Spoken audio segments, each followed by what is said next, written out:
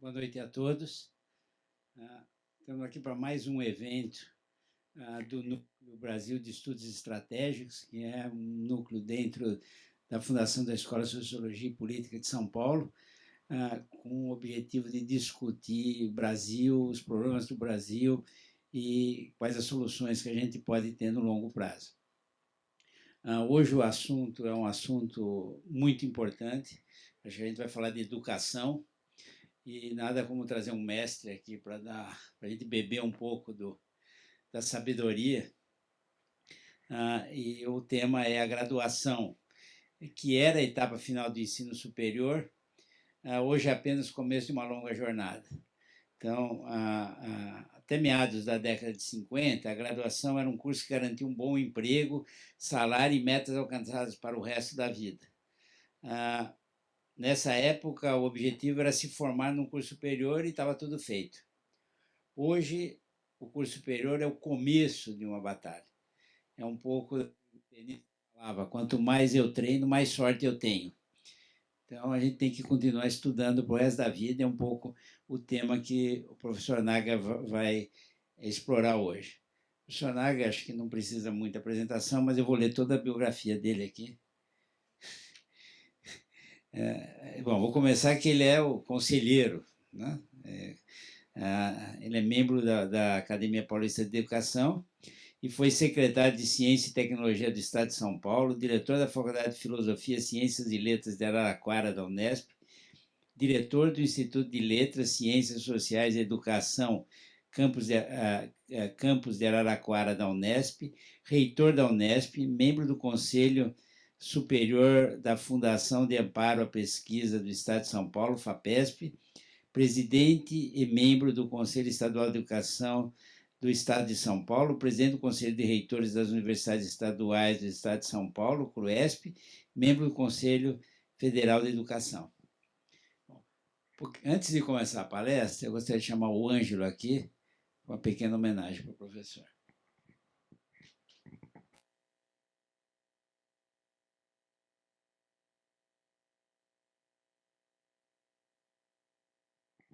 Bom, boa noite a todos. Essa é a missão mais fácil de todas que eu recebi na Fundação Escola de Sociologia e Política de São Paulo. O professor Jorge Nagli nós temos vários motivos para homenageá-lo. O mais evidente é a carreira do professor Jorge Nagli, a sua obra como educador, como intelectual. Nós podemos homenageá-lo também porque o professor Jorge Nagli ele tem uma vida inteira de aprendizado. Podemos homenagear o professor Jorge Nagli, porque também dedicou uma vida ao ensino. Mas eu penso que essa homenagem se dá, sobretudo, porque ele fez tudo isso com uma característica que não é do próprio professor Jorge Nagli, mas é do Jorge Nagli. Fez com muita generosidade. Então, eu, em nome da Fundação, entrego essa placa ao professor Jorge Nagli e agradeço ao professor Jorge Nagli por ser o Jorge Nagli. Muito obrigado.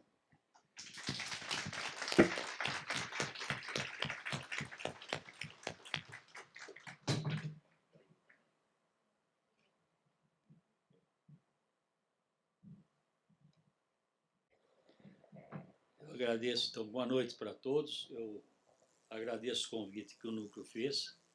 Eu penso que esse núcleo estratégico é uma das grandes iniciativas dessa instituição e é uma das iniciativas que nos colocam com a visão de futuro. Por isso que eu fico não só agradecido, como honrado de estar aqui.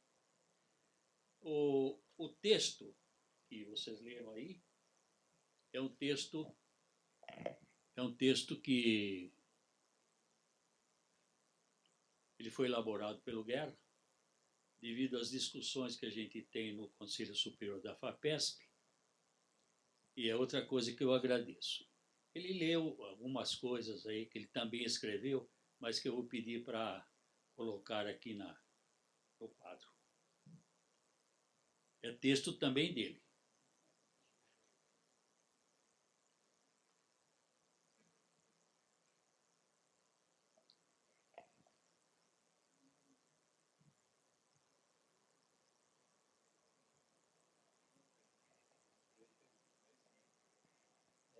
Sim. Se já leram, pode voltar então ao anterior, que é o tema essencial da minha exposição. E o enquadramento é o seguinte: eu estou pensando em refazer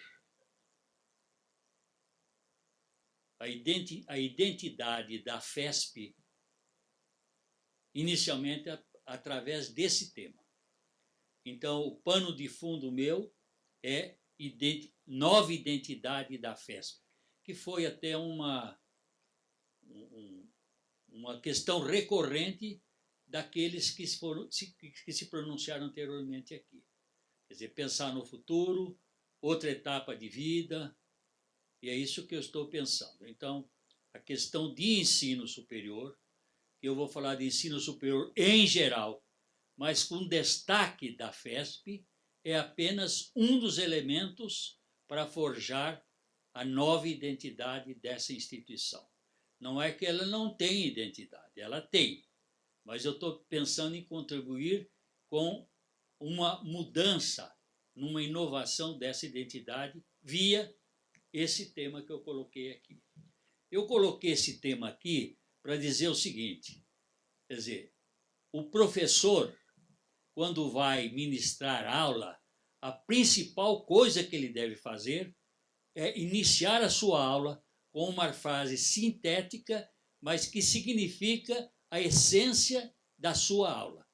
E aqui a essência da minha exposição está nessa frase.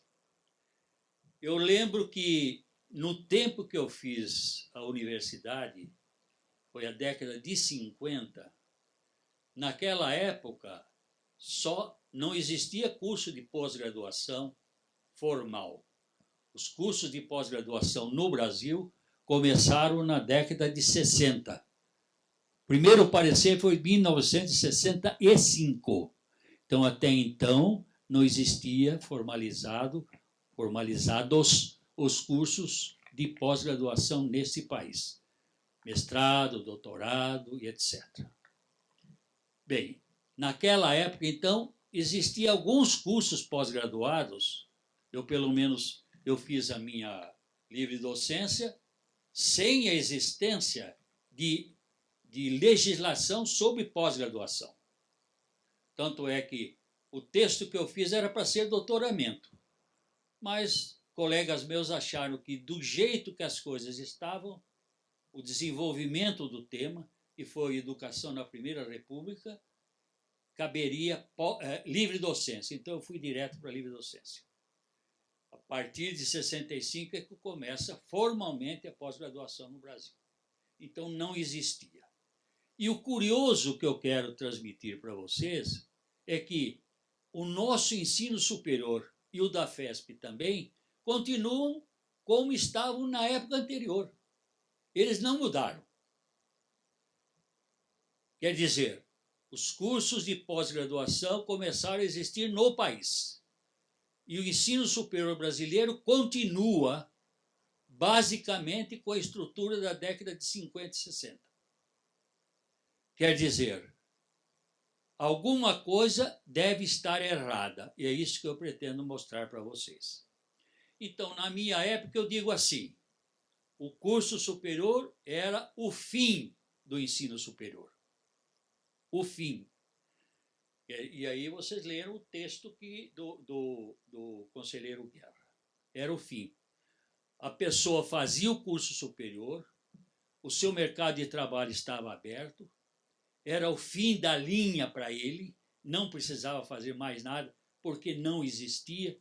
Não é que... Bom, eu lembro que em certas universidades havia, em algumas, curso de doutoramento, mas era interna corporis, como se dizia. Valia só para a instituição. Bom, então não existia curso de pós-graduação. Então, como é que a gente entende que aparecem os cursos de pós-graduação? Então, o que era fim começa a ser começo de um programa longo que vem desde aperfeiçoamento, especialização,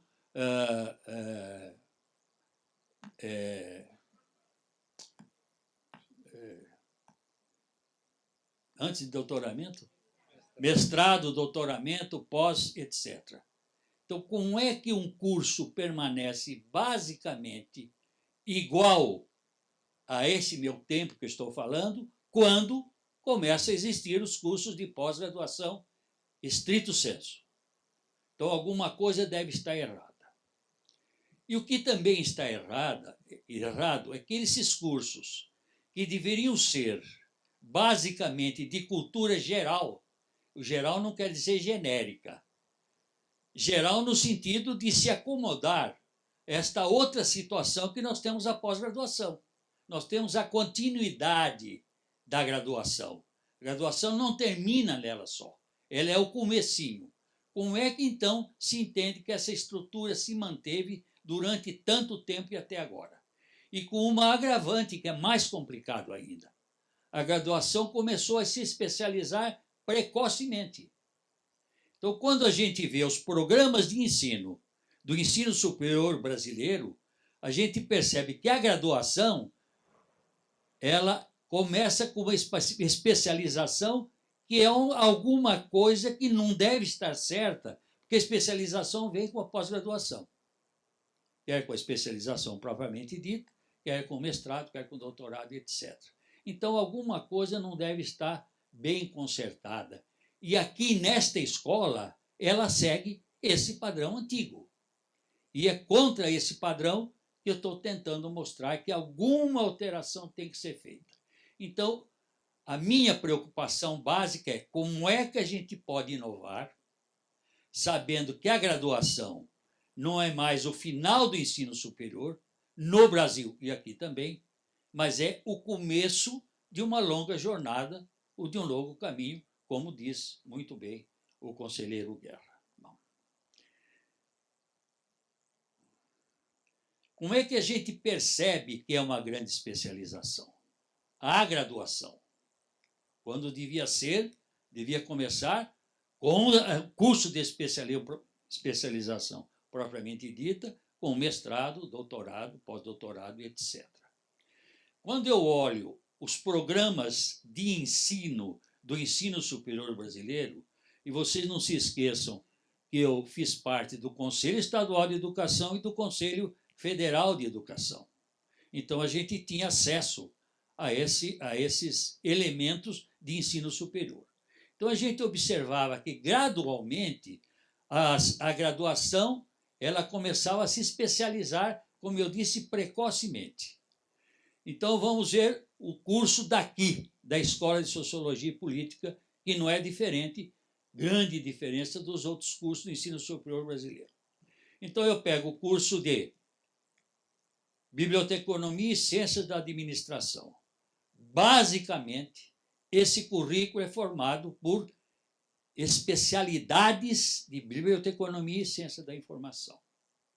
Eu pego o curso de Administração, basicamente formado de especialidades da administração.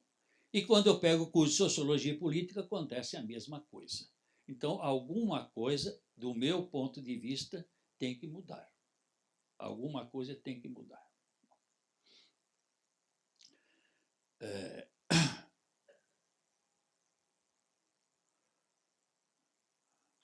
Vocês notam que não só as escolas de ensino superior se especializaram demais, precocemente, na graduação, como os exames vestibulares também se tornaram especializados.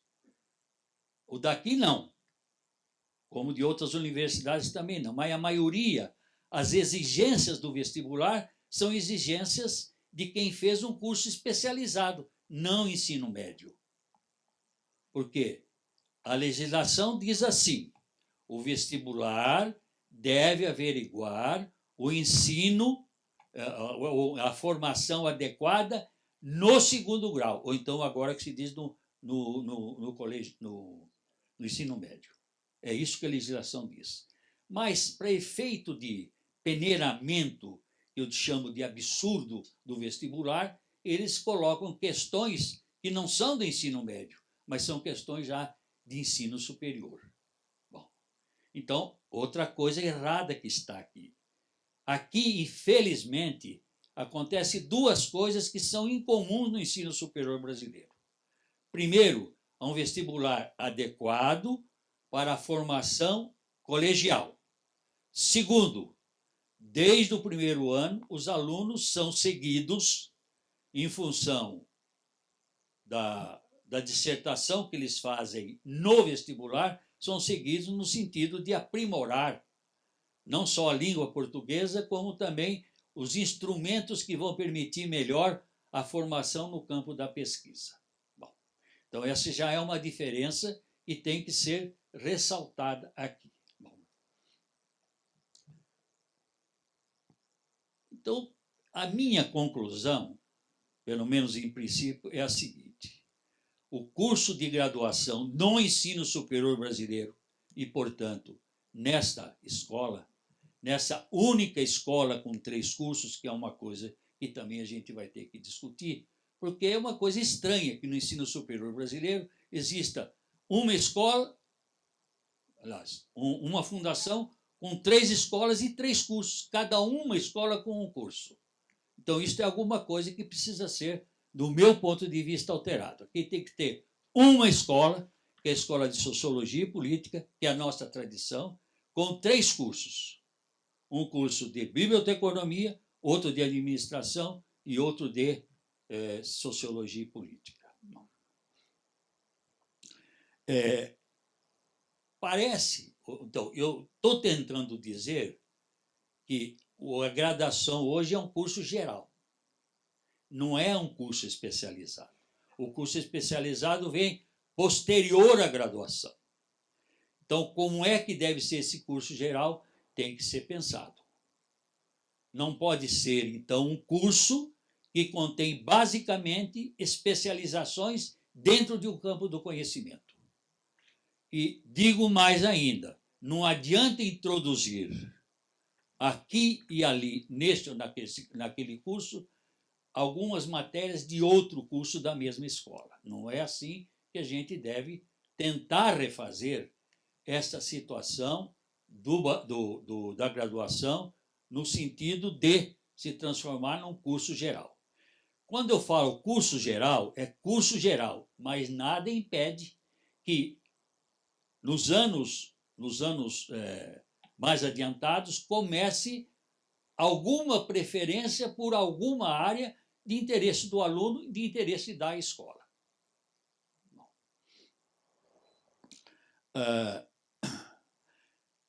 Eu penso também que a graduação não pode ser um curso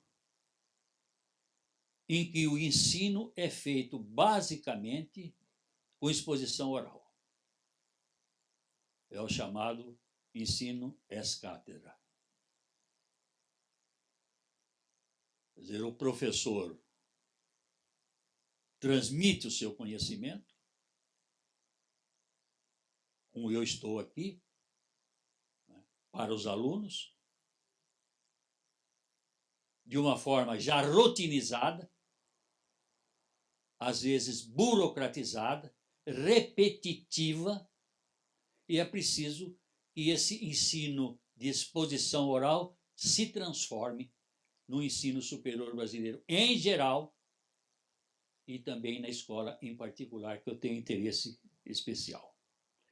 Às vezes se pensa, por que a graduação desta escola e de outras escolas de ensino superior não se movimentam sob a forma de projeto? Por que não?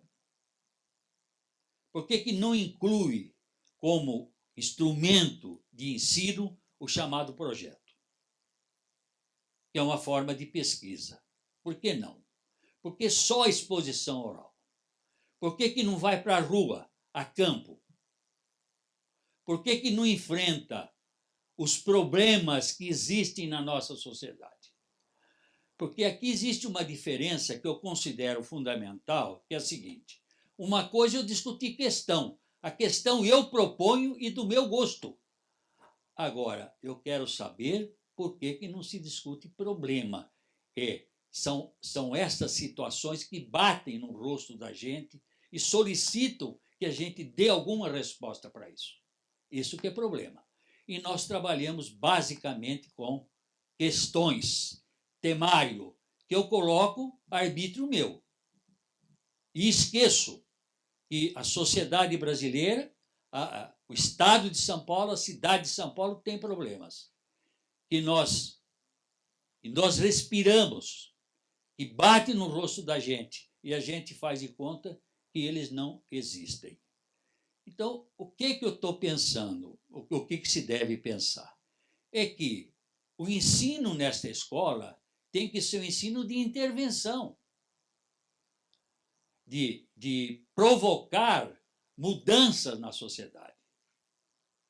E isto, eu estou voltando ao manifesto de criação da Escola de Sociologia e Política, que todos nós precisávamos ler, porque lá está a matriz do que deve continuar a Escola de Sociologia e Política.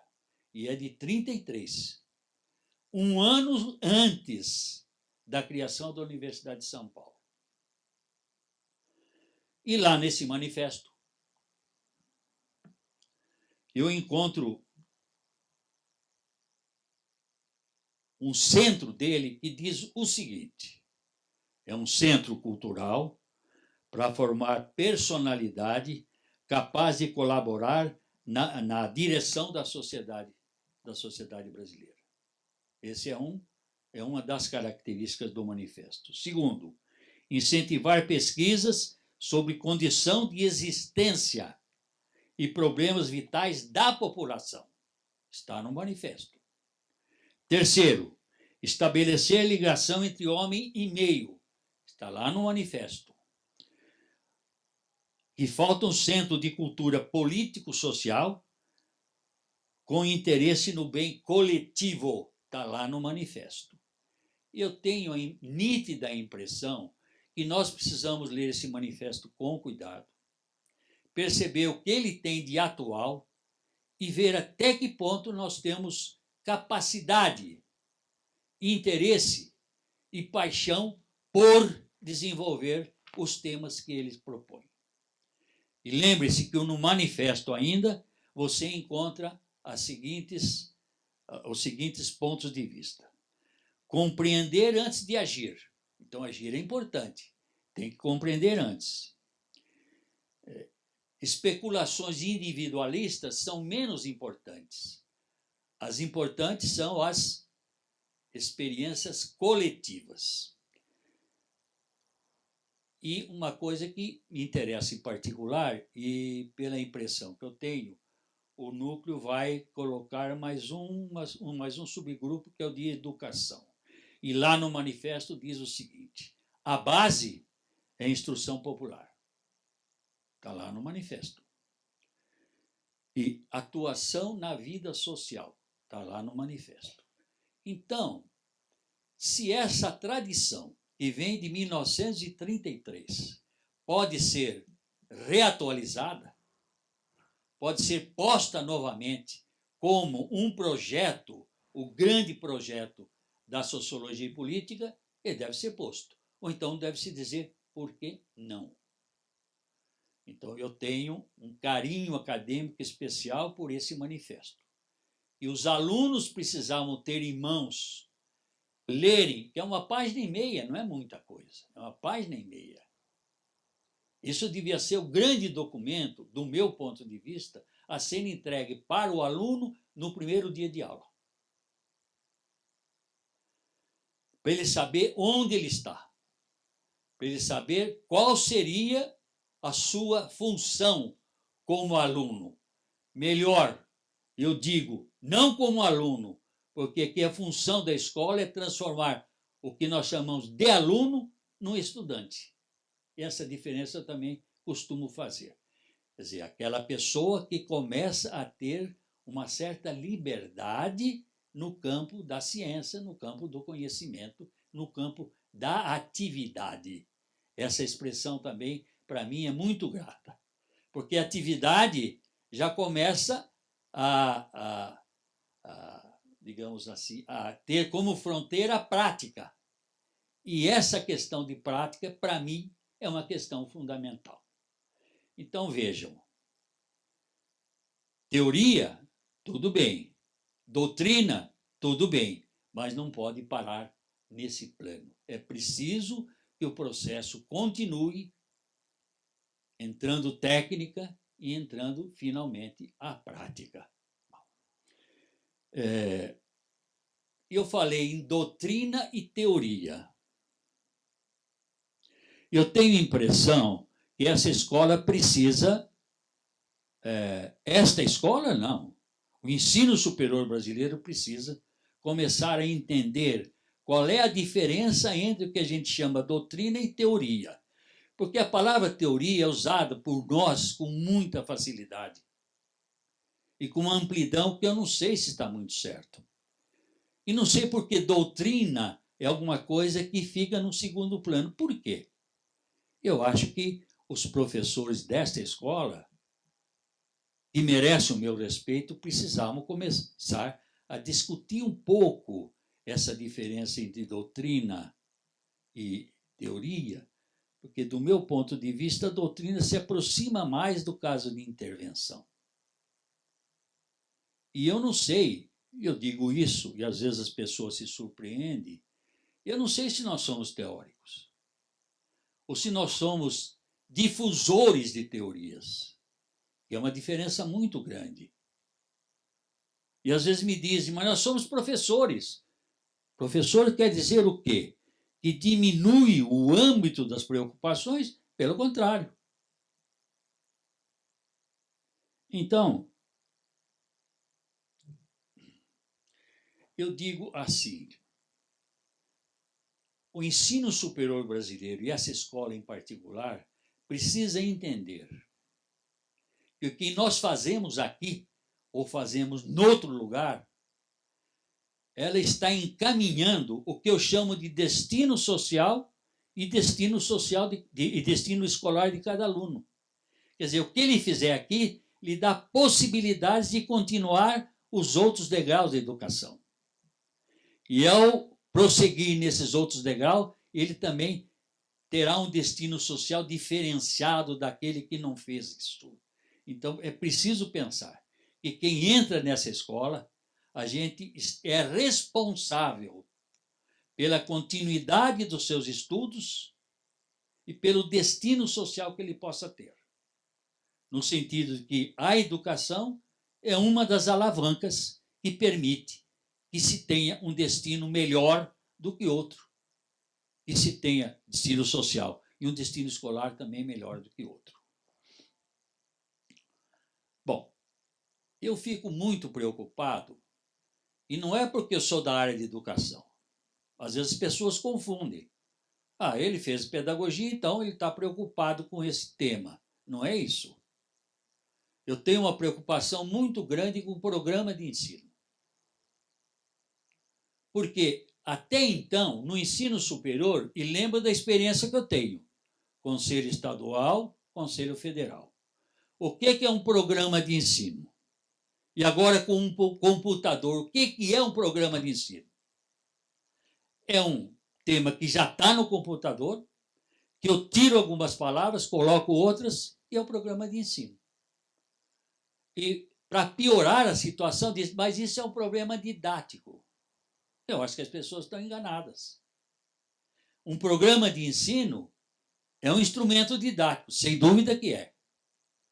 Mas também é didático-pedagógico. Quando eu coloco pedagógico, eu estou dizendo qual é a doutrina ou teoria que sustenta isso que eu estou colocando no programa de ensino. Mas não é só didático e didático-pedagógico. É uma outra coisa ainda, uma terceira, que é acadêmico. Um programa de ensino é um retrato do professor. E ele se esquece disso às vezes. E eu leio um programa e começa a aparecer uma imagem de um professor que eu posso qualificar com facilidade. Mas não é só didático, pedagógico e acadêmico, é também intelectual. E aí é que se esquece que um programa de ensino é mais do que um instrumento de natureza didática. Ele dá o retrato inteiro do professor, desde a sua capacidade de estabelecer objetivos, avaliação, metodologia, a bibliografia, o que ele põe, o que ele deixa de pôr, se ele põe o essencial, se ele não põe. Aliás, uma mudança que houve aqui muito importante é que, em vez de 50 obras numa bibliografia, que era comum antigamente, eu vi, e nem o professor, raramente o professor livre lê 50 obras por ano. Como é que coloca 50? Inteira. Então, se discutiu e se pensou no seguinte: escuta uma coisa, é curso de graduação. Se você coloca 2 ou 3 livros, e às vezes parte de livro como disciplina básica, coloca depois alguns, meia dúzia de livros como complementar, está ótimo. Agora, se você quiser dizer para o aluno, escuta, se você está interessado em desenvolver isso, então tem esses 60 livros depois. Mas o básico é o básico. É aquele livro que o aluno põe embaixo do braço, anda com ele o dia inteiro, lê o livro inteiro, não um pedaço do livro. Esse é o básico. Então, nós, às vezes, misturamos as coisas. Eu conheço o professor, não daqui, mas de outros lugares, eu percorri muitos lugares, e acha bonito colocar 60 obras, e o aluno acha que o professor é muito inteligente por causa das 60 obras. Ele não julga nem a qualidade das obras. E eu vou lhes dizer uma experiência que eu tive numa das escolas. Então, chegou uma lista para comprar livro. 10 livros disso, 15 livros daquilo, 2 livros desse, 2 livros daquele. Eu falei, mas escuta uma coisa, será que precisa de tanto livro assim?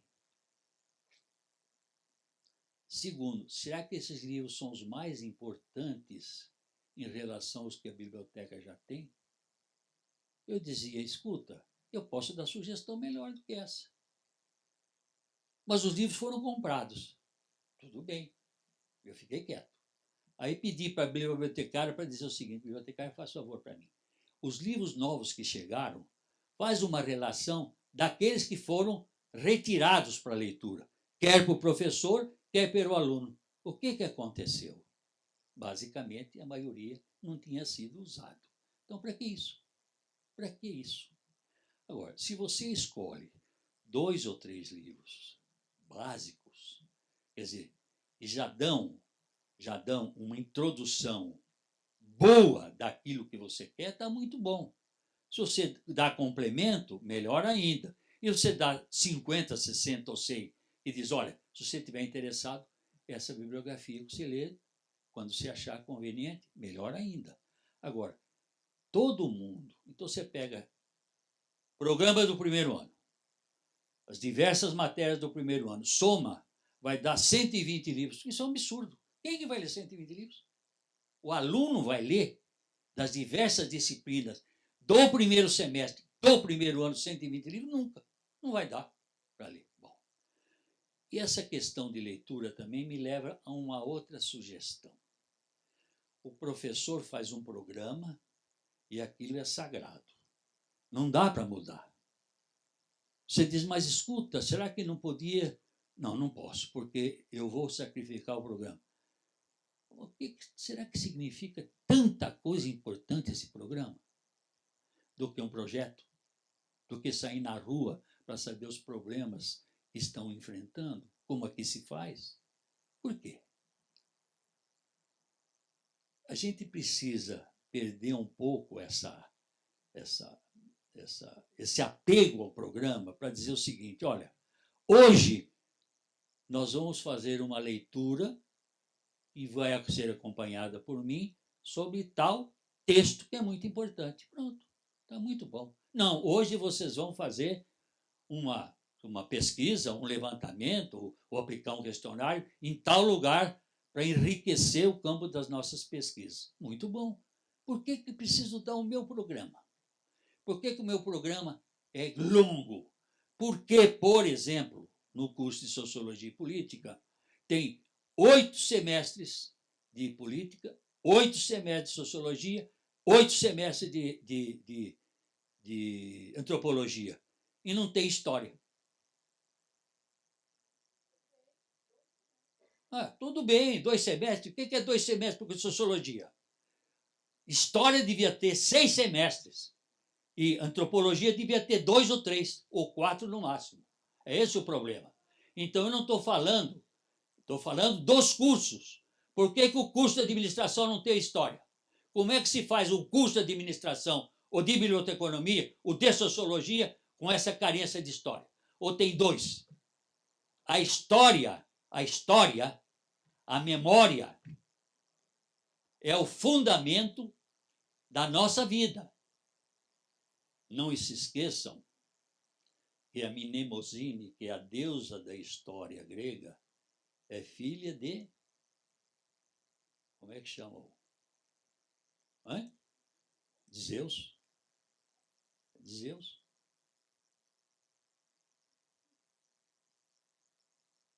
Bom, então eu disse assim, por que na sociologia tem que ter 8 semestres de política, 8 semestres de sociologia e 8 semestres de antropologia? Quanto tem de história? E depois, o que acontece é que nós não temos que ter curso de sociologia e política, nós temos que ter curso de ciências sociais, e não é sociologia, política, antropologia, mesmo história. É ciências sociais. Por quê? Para alargar, para dar uma consciência mais ampla do aluno que sai daqui. Mas por que ciências sociais só? Por que não ciências humanas? É essa a questão. Então, eu estou passando de sociologia e política para ciências sociais, que é um campo mais amplo, mais compreensivo, mais globalizante, se vocês quiserem, e se puder dar um outro passo que me agradará bastante academicamente, é ciências humanas. Então, por que não tem, por exemplo,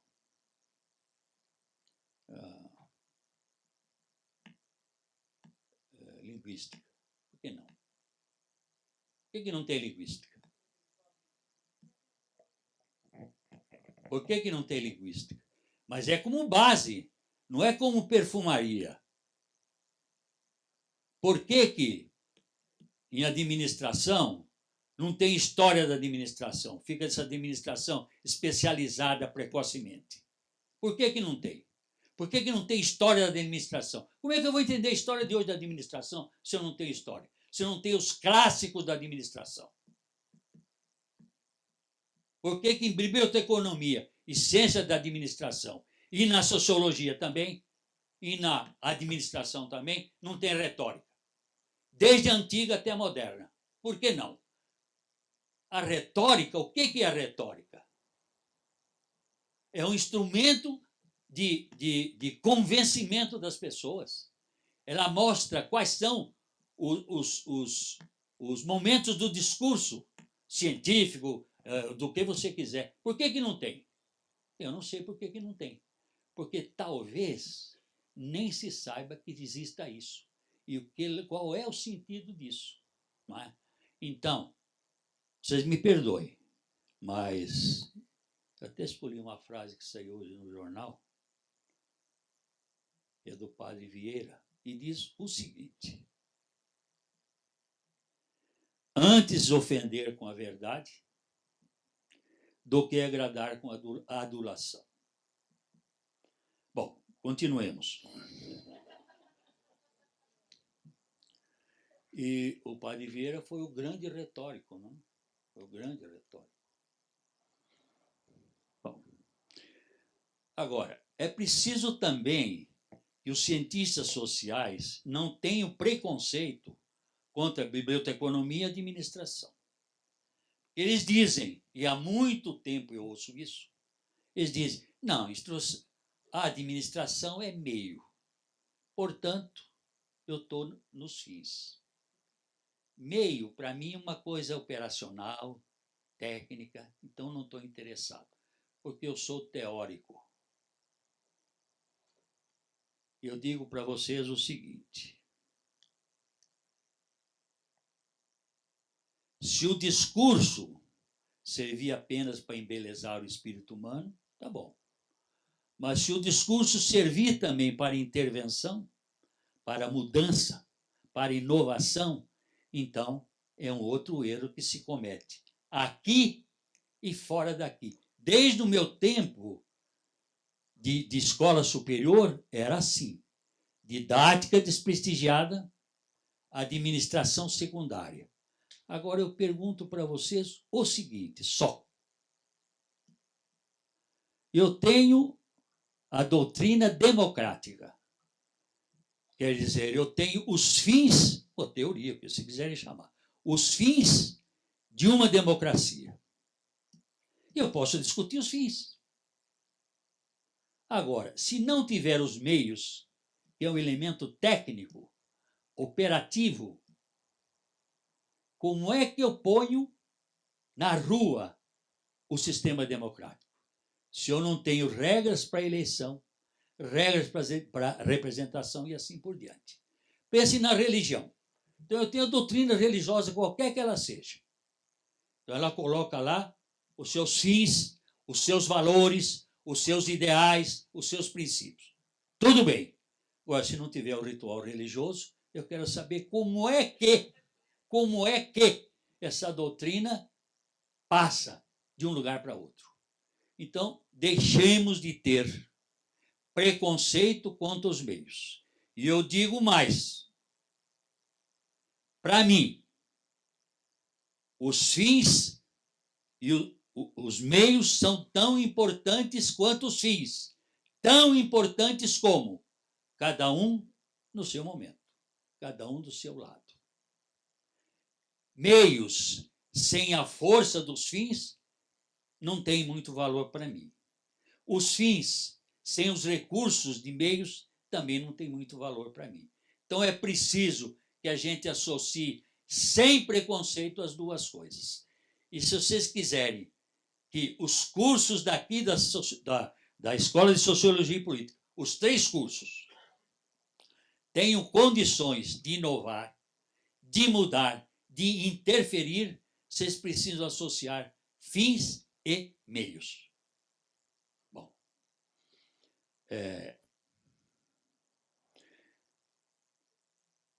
outra coisa que, às vezes, pela impressão que eu tive aqui, e também em outras escolas, é que há uma certa resistência com a palavra aplicação.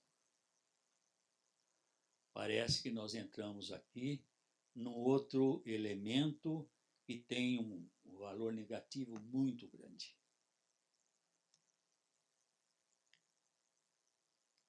Eu ainda sou do tempo do Bacon,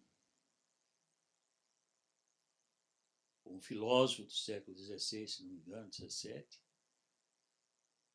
e tinha uma predileção muito grande pela aplicação. Não se esqueça que o Bacon ele está nessa fase intermediária entre o mundo antigo e o mundo novo. E ele representa o mundo novo. Aliás, eu um dia sugeri, não sei o que aconteceu, o Bacon tem... Você se lembra que o Aristóteles escreveu sobre o método, né? E o Bacon escreveu sobre o novo método. O Aristóteles mais dedutivo e o Bacon mais indutivo. E ele escreveu também uma página que eu acho excepcionais sobre a casa de Salomão, na chamada Atlântida. Não sei se você também se lembra, a Atlântida é uma ilha existente lá, o Platão diz alguma coisa e fica por isso mesmo, não sabe se existiu, se não existiu. Bem, e o Bacon fala na Nova Atlântida. E dentro da Nova Atlântida, ele fala na Casa de Salomão. A Casa de Salomão é uma casa de pesquisa. Então, uma das coisas que se fazia nessa Casa de Salomão era pegar um cientista e colocá-lo fora da Atlântida para ele conhecer, eu acho que meio olhômetro, saber o que estava acontecendo nos outros lugares de ciência, para trazer de volta para a Atlântida. Era uma das coisas que se fazia. Então, existem certos textos que são muito importantes para a gente ler, até para rememorar, mas isso é história. Isso é história. Não sei se tem tanta importância. Bom,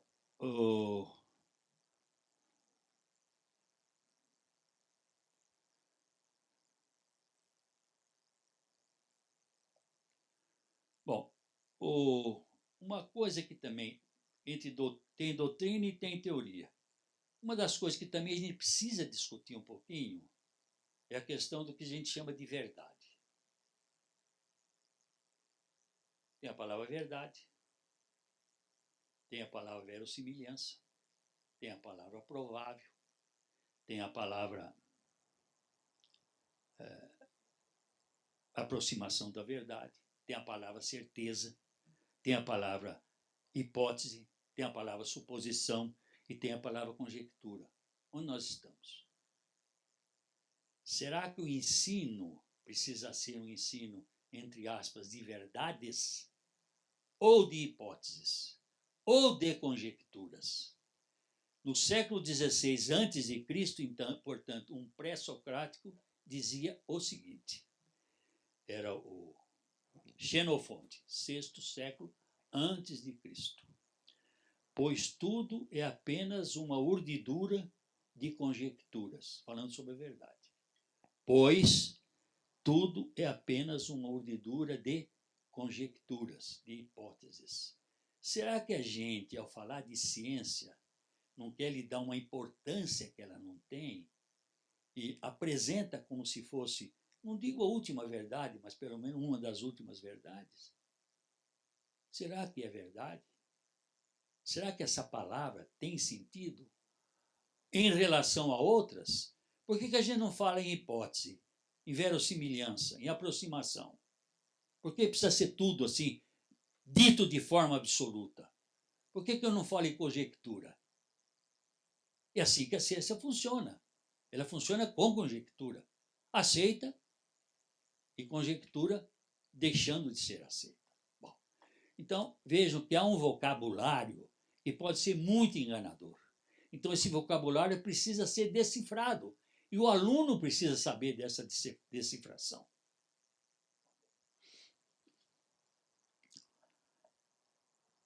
Bom,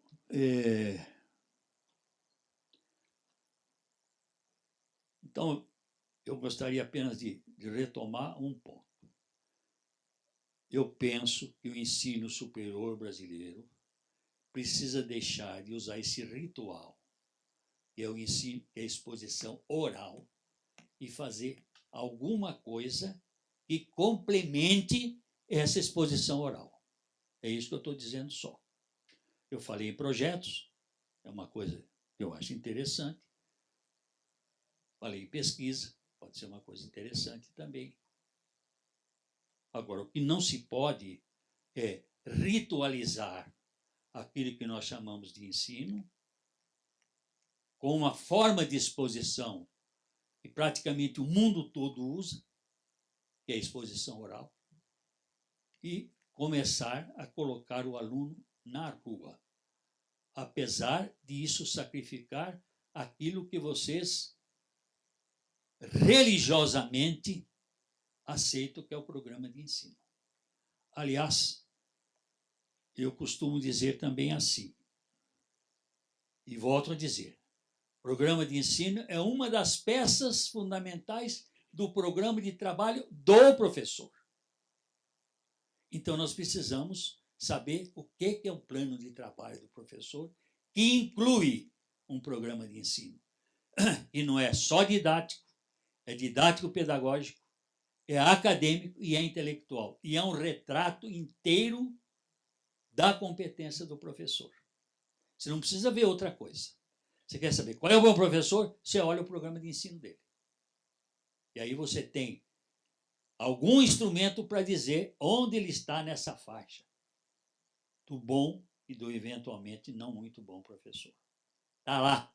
Não precisa de mais nada a não ser esse plano de ensino. Bom,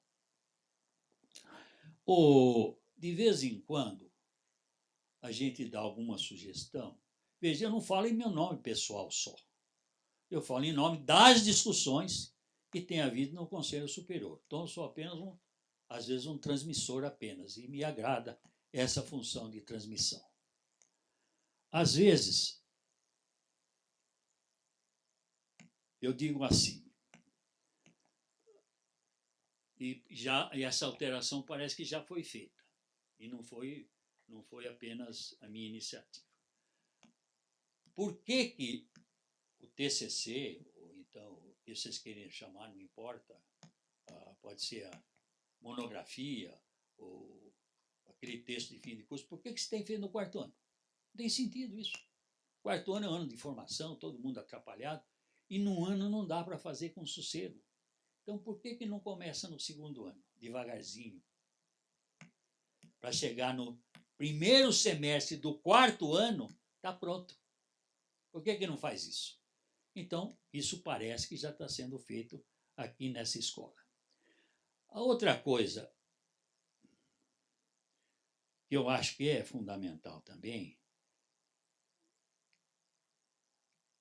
quer dizer, o aluno entra na escola, e eu acho que tinha que ter um estudo, introdução ao estudo de ciências sociais.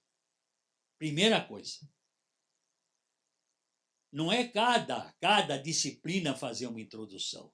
É haver uma introdução comum aos professores, construída pelos professores, uma introdução ao estudo das ciências sociais. E você daria ao aluno uma imagem do que vai ser o desenvolver do curso. E as disciplinas particulares se incumbirão de uma ou de outra parte dessa introdução. Para mim, isso eu acho fundamental. E não sei como está sendo feito aqui. Bom, então eu tenho a impressão que a gente pode ficar por aqui. Talvez um dia a gente tenha que rememorar aqui umas palavras-chave que eu marquei. Eu acho que pode ser de interesse para a escola.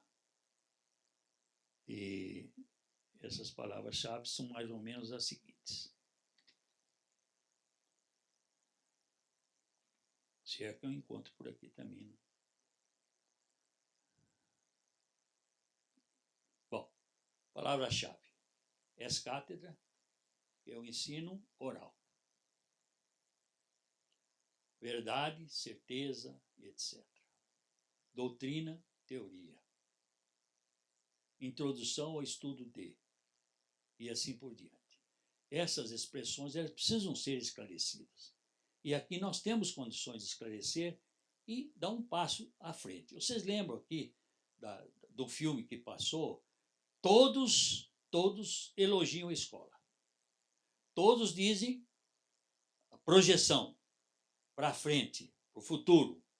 Então, a minha contribuição, e estou transmitindo também a contribuição do Conselho Superior, é que a gente tem condições de inovar, tem condições de mudar e tem condições de ajustar a graduação nesse sistema que veio depois da pós-graduação.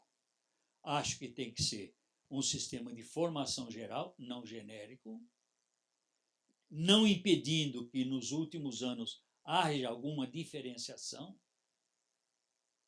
mas tenho dificuldade de aceitar que um curso, seja de biblioteconomia e ciência da informação, seja de administração e seja de sociologia e política, tenho dificuldade de aceitar, e seja um curso de especialização precoce. Sobre administração, eu quero dizer também o seguinte. Eu disse certa vez aqui que às vezes a gente estuda Estado. Em política a gente estuda Estado, teorias do Estado, essa, aquela outra. Aí eu pergunto, como é que você sabe como é que o Estado está funcionando? Não a teoria do Estado, mas como é que tal ou qual teoria está funcionando realmente. E eu não sei como ela está funcionando, senão por intermédio da administração. Não tem outro. Para mim, não tem outro instrumento. Ou, pelo menos, eu acredito que a administração é o instrumento para verificar como é que está funcionando uma determinada teoria política. Para mim, não existe outro instrumento. Então, deixemos de falar que a administração é uma coisa sem importância, é uma coisa técnica. E é curioso isso, porque às vezes, uma coisa de natureza estritamente prática, ela leva a construções teóricas muito importantes. Basta a pessoa ter capacidade para fazer esse trânsito, só isso. Eu conheço livros de gente tão importante, e costumo mencionar os parceiros do Rio Bonito, do Antônio Cândido, que aparentemente é um estudo pequenino de uma comunidade, como se fosse uma coisa interiorânea, que só servisse para aquilo. Não. Aquilo tem um valor universal embutido. Então, aí começa uma diferença entre o macro e o micro, e eu digo o seguinte: o micro, por ele estar embutido no macro, ele contém as determinações do macro. É só saber ter capacidade para encontrar essas determinações. Então, mesmo essa diferença do grande, vamos chamar do grande e do pequeno, macro e micro, ela precisa também ser revista. Porque, veja, se o micro faz parte do macro, e não pode estar separado disso, é claro que o macro dá as determinações para o micro. Então, deixamos também de ver coisas pequenas e coisas grandes. Eu sou das coisas grandes. Não, quero saber se você tem competência para ver nas coisas pequenas quais são as determinações do grande nas pequenas. Bom, então esse é outro tema que eu acho que cabe estudar. Vamos parar um pouquinho e ver como é que a gente pode melhorar determinados conceitos, a definição de determinados conceitos, para a gente, ao aplicá-los, saber que estamos aplicando da forma mais adequada. Então, eu quero agradecer novamente a presença de vocês, agradecer ao meu colega de conselho, Guerra, e dizer aquilo que eu disse lá na entrevista que o Jorge me obrigou a fazer. Eu disse lá que eu estou, se puder falar assim, academicamente alegre por estar participando dessa escola. Academicamente alegre por estar participando dessa escola. Eu tenho respeito a ela. Vou até o manifesto da sua fundação, que não pode ser esquecido.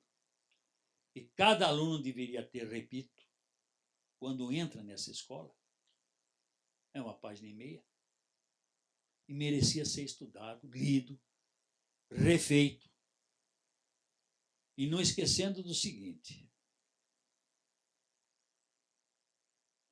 a minha mensagem talvez mais importante, seja que a gente precise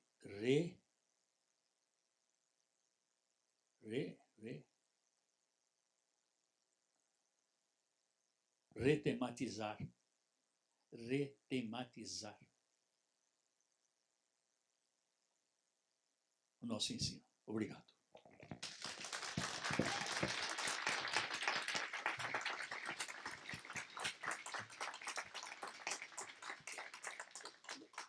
Obrigado. obrigado, professor Jorge, pela palestra. Só para avisar, o manifesto que o professor Jorge citou está no site da FESP, então quem quiser ter acesso está lá no site. E agora a gente pode abrir ainda tem mais uns 15 minutos, a gente pode ter algumas perguntas do público aqui para o professor.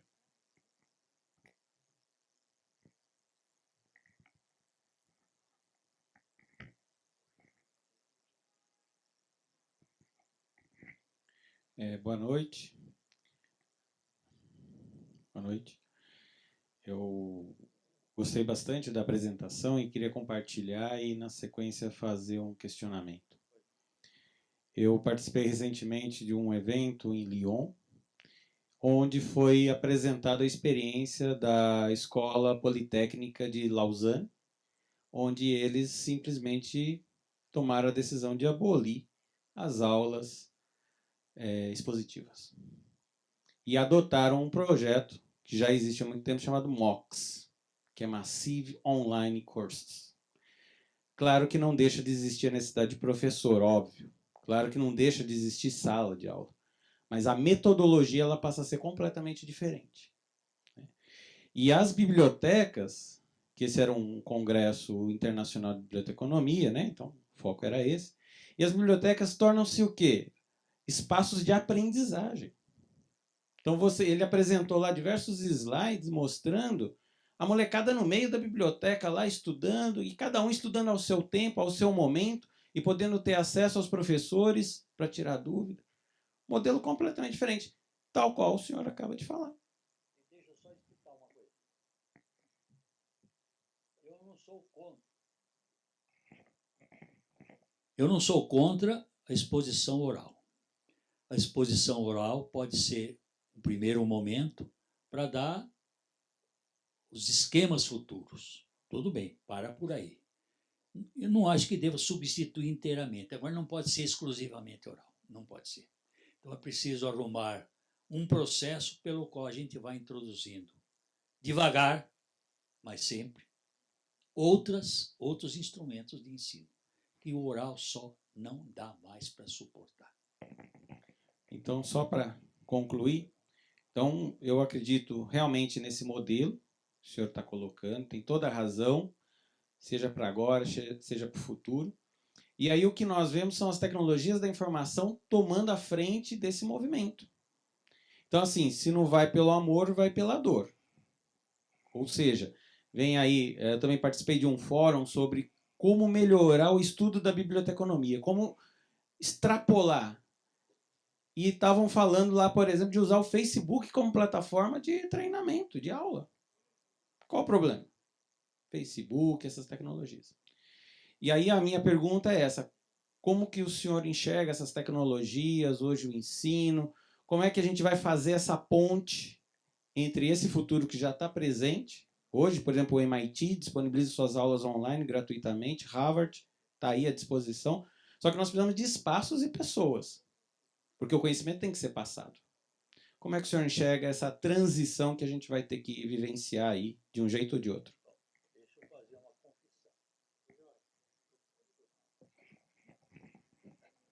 Fazer uma confissão. Eu uso cueca samba canção ainda e uso suspensório. Então eu sou um homem atrasado. Quer dizer, eu penso que essa nova tecnologia tem uma importância fundamental. Tudo bem. Agora, penso também que ela é um instrumento. Como tal, ela deve ser usada. Eu acredito muito no livro ainda. Muito no livro, porque é uma cultura que eu recebi e está enraizada, né?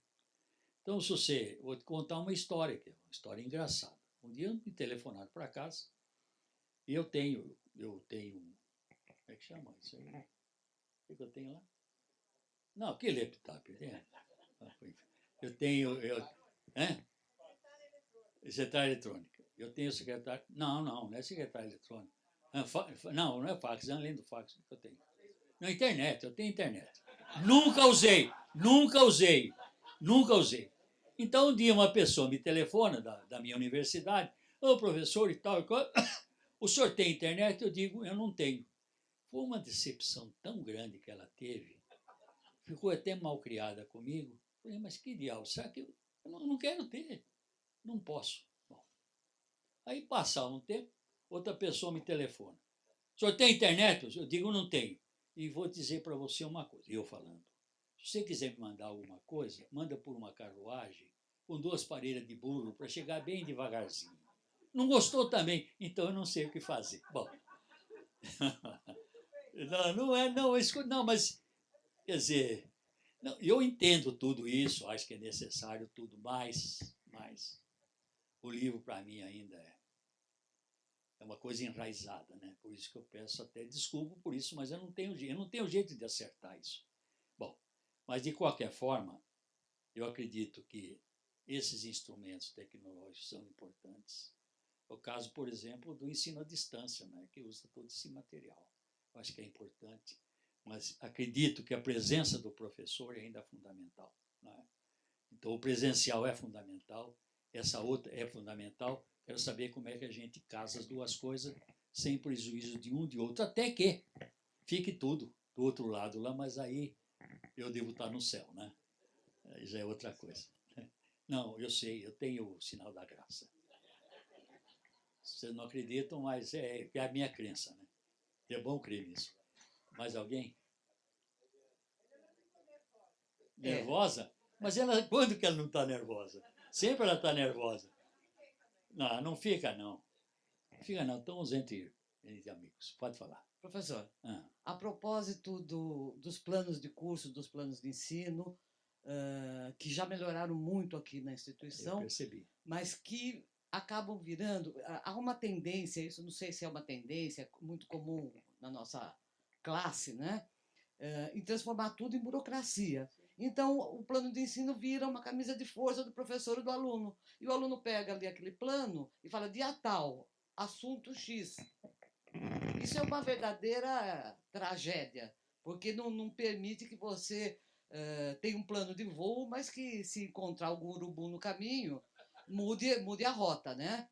Então, esse é um problema que a gente tem que enfrentar.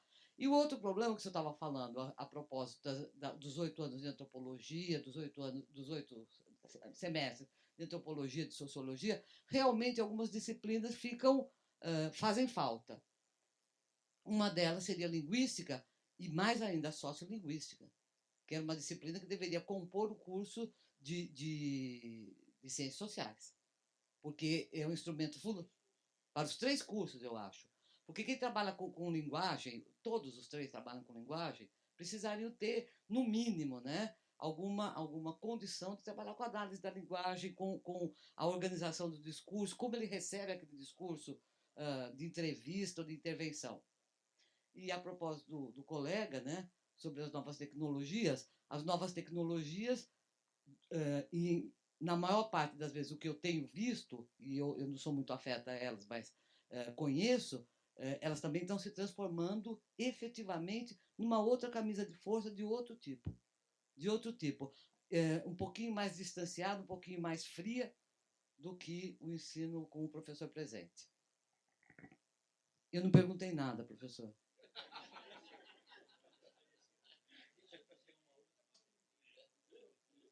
Vai querer perguntar mais? Não.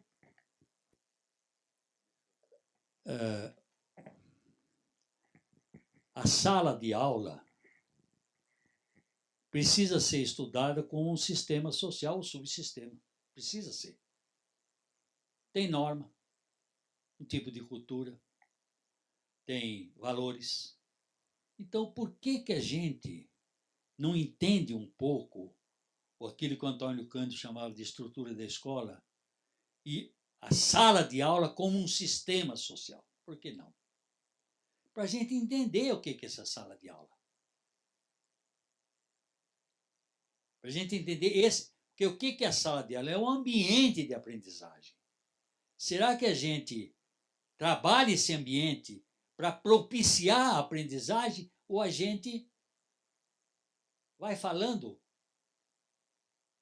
meio burocraticamente sobre uma coisa que a gente nem sabe o que é?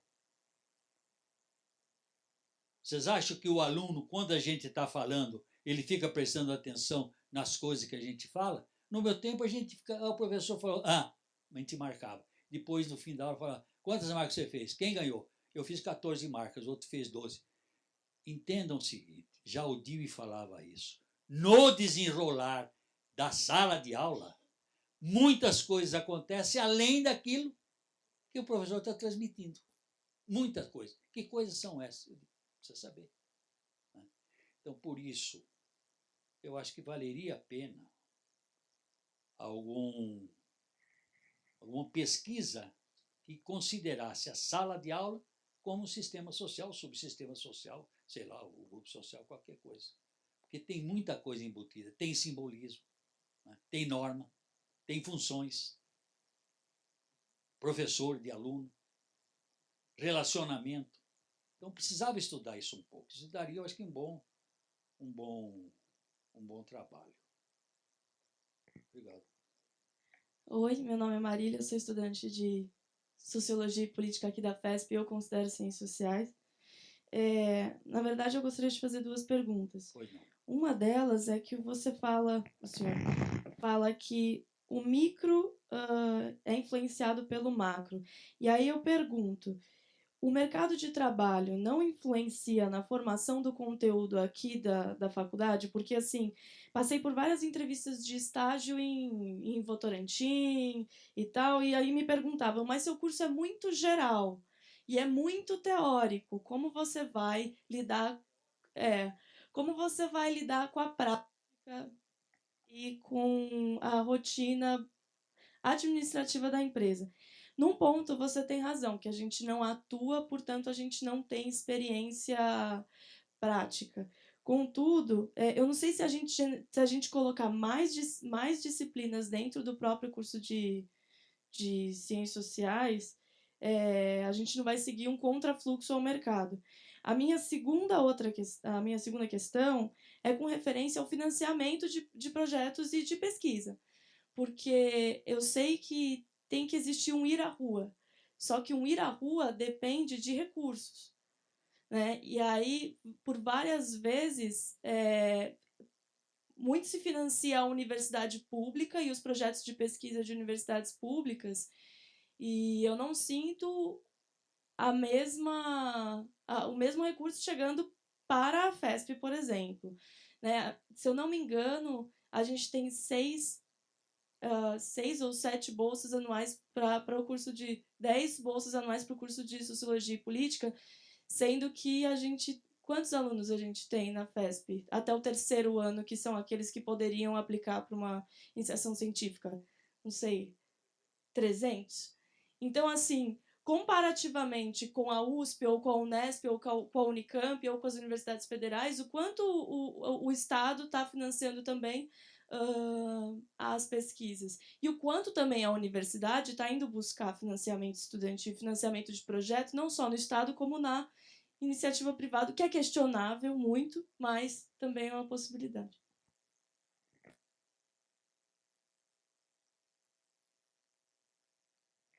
Bom, veja o seguinte. Há pouco tempo nós começamos a entrar nas fundações de pesquisa para obter bolsa, há pouco tempo. E nesse pouco tempo a gente está tendo um sucesso muito bom, muito bom. Na medida que você entra numa fundação de pesquisa e ela te aceita, a facilidade de novas bolsas fica facilitada. É o caso da FAPESP. Para você entrar é difícil, mas a hora que você entra, ela fica conhecendo a instituição e ela tem mais facilidade de atribuir bolsas. Bom, então veja, o problema de bolsa é um problema de competição. E você compete melhor quando a tua escola já entrou. Pode ser CNPq, pode ser fundação particular, pode ser FAPESP e tudo mais. Bom, então, eu acho que já avançou bastante, mas eu acho que é pouco ainda. Eu digo assim, pesquisa, todo professor tem que fazer, todo professor daqui tem que fazer, e todo aluno devia fazer. A iniciação científica não devia ser de alguns, devia ser de todos. Porque, para mim, iniciação científica, ou TCC, ou, esqueço esse nome sempre, ou monografia, é tudo a mesma coisa. Quer dizer, é um trabalho de pesquisa, qualquer deles. Bom, então, todo aluno devia fazer. Agora, é claro que a pesquisa, que devia começar no segundo ano, quer dizer, tem uma modalidade mais simples ou mais complexa, dependendo do que o aluno escolhe e da capacidade que ele tem, mas todo mundo devia fazer. Eu cheguei a ponto de dizer, não sei se foi agradável o que eu disse, o seguinte: por que que cada um de nós não podia fazer, num semestre, uma resenha? Uma resenha de um livro que é importante para a sua formação, que você tem na relação que o professor te dá, o professor fazer também. Por que não? Resenha, resenha. Parece que é uma coisa simples, mas escrever não é uma coisa simples, para aluno e para professor. Agora, tem o professor que já faz a pesquisa acadêmica. Tudo bem, melhor ainda. Mas acontece que a introdução disso que a gente chama pesquisa, se as pessoas acham que isso é uma pesquisa de um jeito, não tem pesquisa só de um jeito.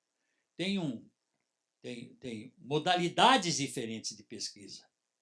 Tem uma pesquisa que você faz numa resenha, tem uma pesquisa que você faz uma resenha de um tipo mais elaborado, resenha, que faz comparação, que junta o teu livro em comparação com outros livros, e junta o estado da ciência naquele momento. Isso é mais complicado, muito mais complicado.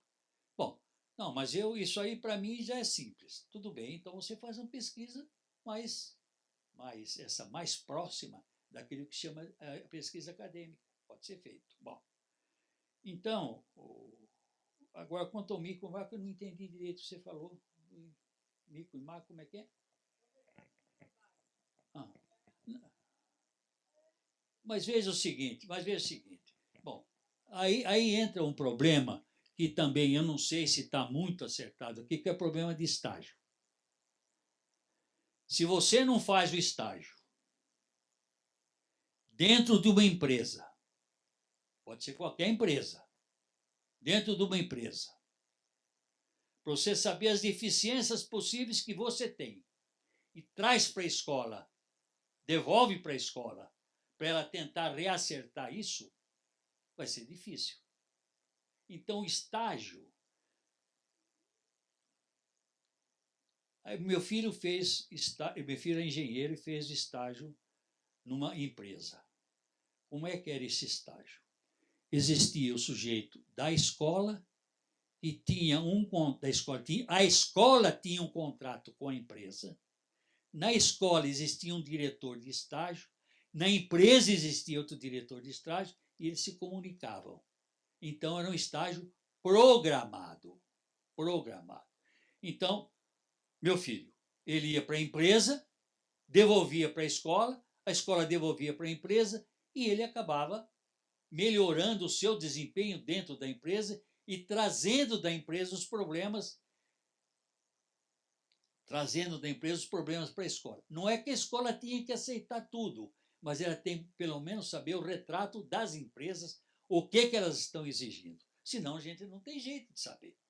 Então, o estágio é uma coisa muito mais séria do que se faz comumente. E existia um tempo que se comprava estágio. Como você comprava atestado de saúde que estava, sei lá, com vírus.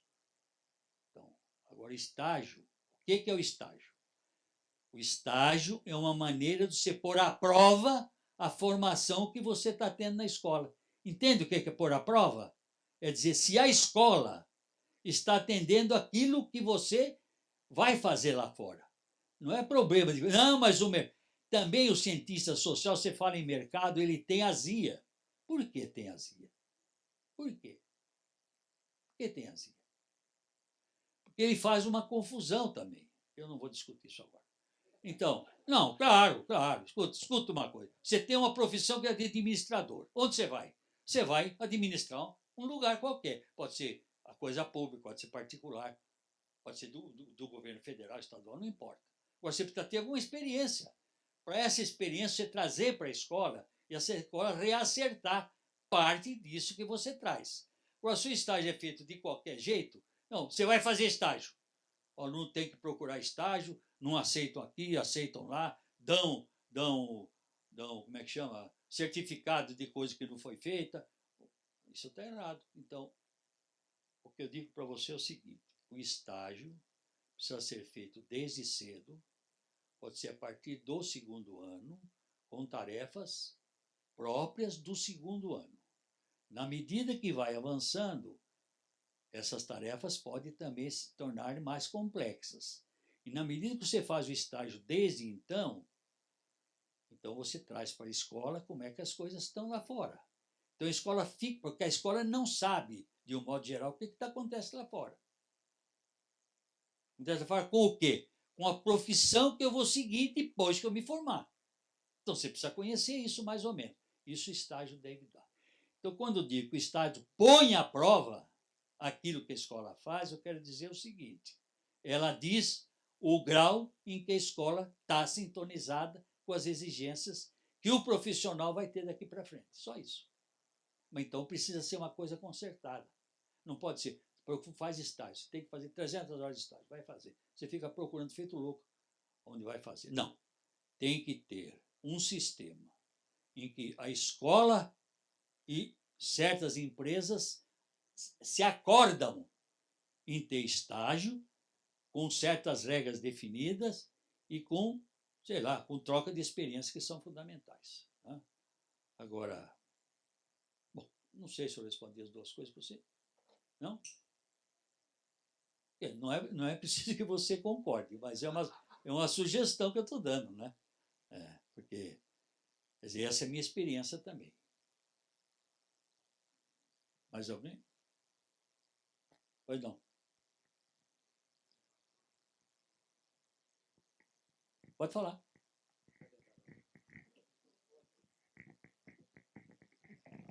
Eu? Não. Ah, tá.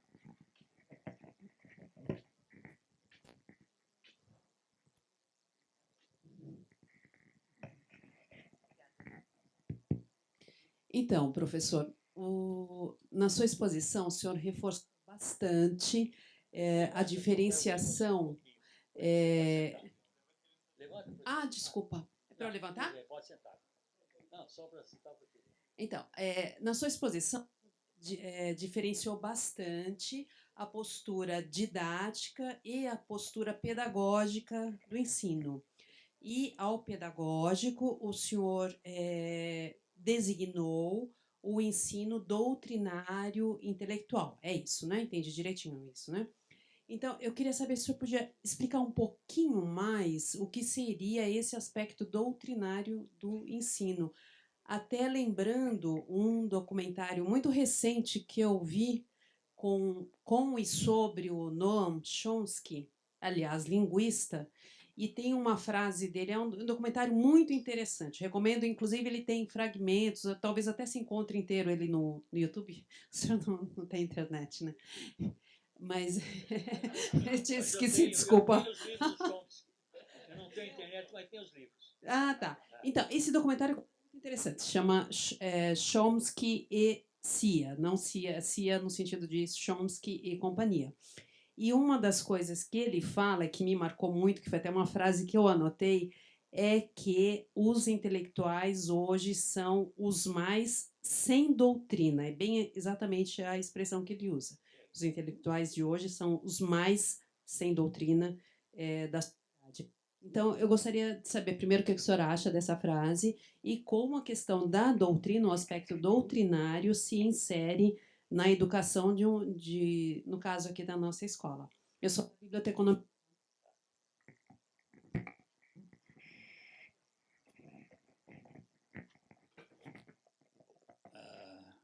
Meu ponto de vista é o seguinte: muita coisa que acontece na biblioteconomia, na administração e na sociologia, eu chamo de doutrina, e não de teoria.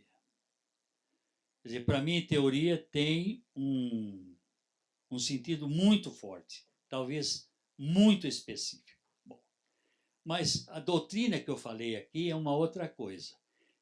Eu não sei se vocês se lembram que, em lógica, não existe só definição teórica, existem vários tipos de definição. Uma das definições, um dos tipos, é a definição estipulativa. Quer dizer, você dá um termo, um conceito, e dá uma definição que você considera importante. Você. E você acaba argumentando em função disso que você estipulou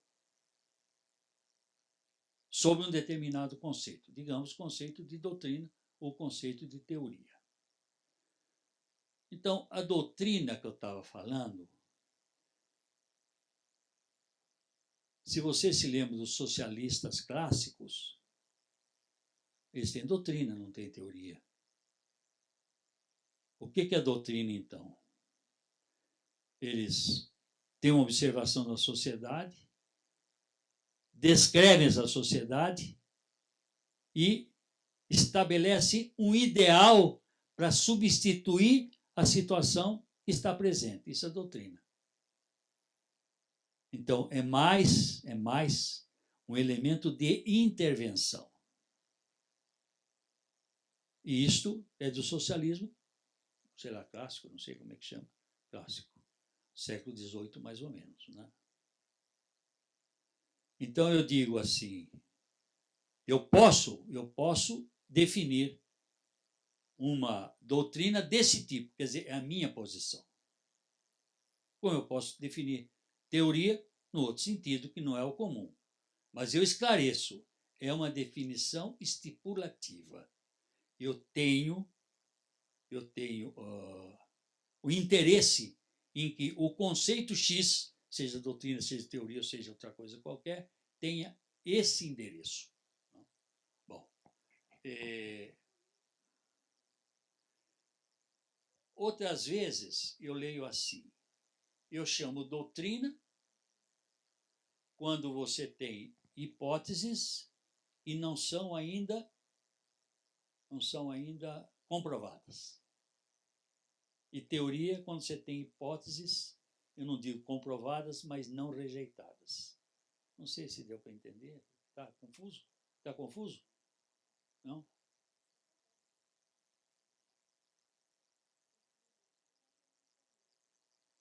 Então, se você muitas coisas se chama de teoria, quer dizer, eu acho que é forçar um pouco a nota se chamar de teoria. E não há desdouro nenhum em chamar de doutrina. Esse que é o problema. Não há desdouro nenhum. Bom, mais alguma coisa? Então, do Chomsky, me desculpe, eu não tenho internet, mas eu tenho os livros dele, viu? Ele foi um sujeito muito importante, né? Construtivista. Bom, de qualquer forma, como é que a pessoa pode trabalhar a linguagem sem linguística? Não pode. Sem lógica. Sem o que eu chamei de retórica. Chamei não, que é a retórica.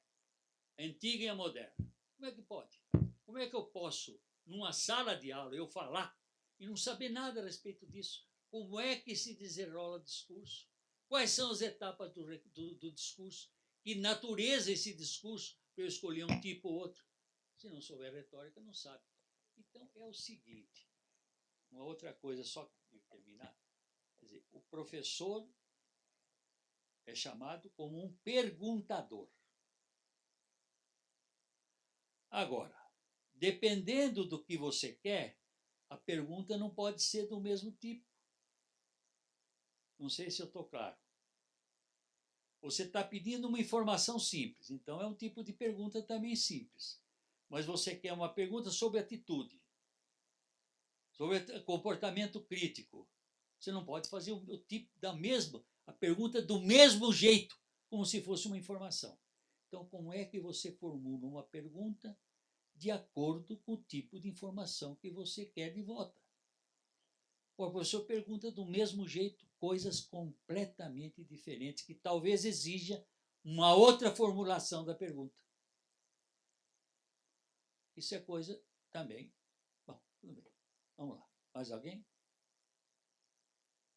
Tá bom. Eu agradeço a presença de vocês e peço desculpas, viu? E lembre-se sempre do padre Antônio Vieira. Né? Como é que é a questão lá mesmo? Eu prefiro... Isso. Como é que é? Defender com a verdade. Obrigado por todos, viu? Obrigado. Obrigado, senhor.